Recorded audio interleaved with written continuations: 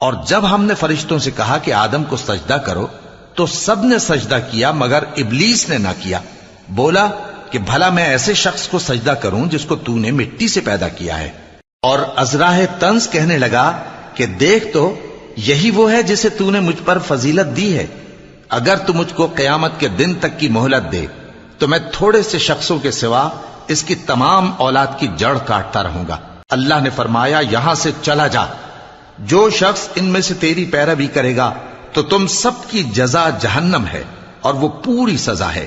اور ان میں سے جس کو بہکا سکے اپنی آواز سے بہکاتا رہے اور ان پر اپنے سواروں اور پیادوں کو چڑھا کر لاتا رہے اور ان کے مال اور اولاد میں شریک ہوتا رہے اور ان سے وعدہ کرتا رہے.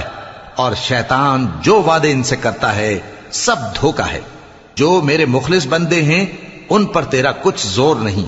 اور اے پیغمبر تمہارا پروردگار کارساز کافی ہے.